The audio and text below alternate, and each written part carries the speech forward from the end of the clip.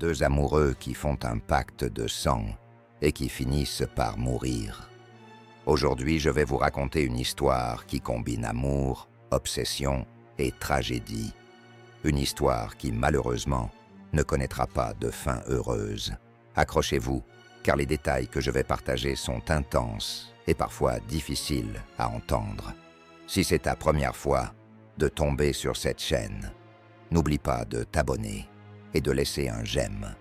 Inaya était une étudiante brillante, en deuxième année d'école d'infirmière, dans une prestigieuse institution de la capitale.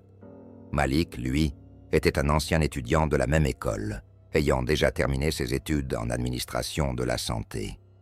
Ils s'étaient rencontrés sur le campus lorsqu'Inaya était encore nouvelle. Le charme de Malik et son assurance avaient rapidement conquis le cœur de la jeune femme. Au début, leur relation était idyllique. Le couple partageait tout, des moments d'études à de longues discussions sur leurs rêves d'avenir. Mais un élément particulier distinguait leur union, un pacte de sang. Ce rituel, selon eux, symbolisait leur engagement éternel et leur promesse de ne jamais se quitter. Ce qui semblait alors romantique allait devenir un élément central de leur destin tragique. Au fil du temps, Malik, après avoir terminé ses études, commença à travailler dans une autre ville. Inaya, de son côté, poursuivait son cursus. La distance et les changements de rythme de vie commencèrent à peser sur leur relation. Peu à peu, Inaya se détacha. Ses priorités évoluaient et elle fit la connaissance de quelqu'un d'autre, Yassine, un jeune homme attentif et ambitieux qui réveilla en elle des émotions qu'elle n'avait pas ressenties depuis longtemps.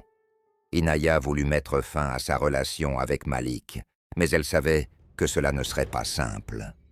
Le pacte de sang qu'ils avaient scellé était un engagement que Malik prenait très au sérieux. Elle redoutait sa réaction. Un jour, Inaya accepta de rencontrer Malik pour discuter. Ce jour-là, elle était déterminée à lui annoncer la fin de leur relation. Malik, de son côté, espérait encore réparer ce qui était brisé. Ils se retrouvèrent dans un parc isolé, un lieu où ils avaient l'habitude de se promener ensemble. Inaya tenta de lui expliquer calmement qu'elle était tombée amoureuse de Yassine et qu'il était temps pour eux de tourner la page. Malik était sous le choc. Il refusa d'accepter sa décision et insista pour qu'ils donnent une nouvelle chance à leur relation. Mais Inaya était ferme. Leur histoire était terminée. Face à la détresse de Malik, Inaya proposa un compromis pour tenter d'apaiser la situation. Elle demanda à avoir une relation intime avec lui pour une dernière fois. Elle lui offrit alors une dernière intimité, pensant que cela pourrait l'aider à tourner la page. Ils s'égarèrent dans les bois, où cet ultime moment d'intimité eut lieu. Mais au lieu d'apaiser Malik, cela raviva son obsession. Après cet échange, Malik demanda à nouveau à Inaya de rester avec lui. Quand elle réitéra son refus, la colère de Malik explosa. Dans un acte de violence inimaginable, il l'étrangla avant de la frapper avec une branche.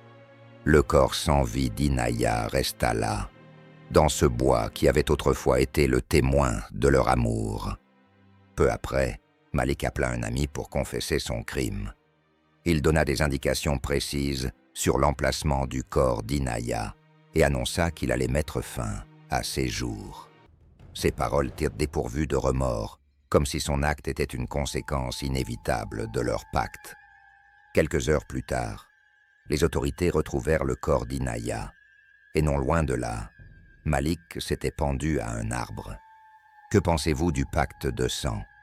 Selon vous, ces pactes pourraient-ils avoir un pouvoir mystique sur les individus, ou ne sont-ils qu'une manifestation de choix irréfléchis et d'émotions débordantes? Si cette histoire vous a touché ou fait réfléchir, n'oubliez pas de laisser un commentaire, de liker et de vous abonner à la chaîne. À très bientôt pour une nouvelle histoire captivante.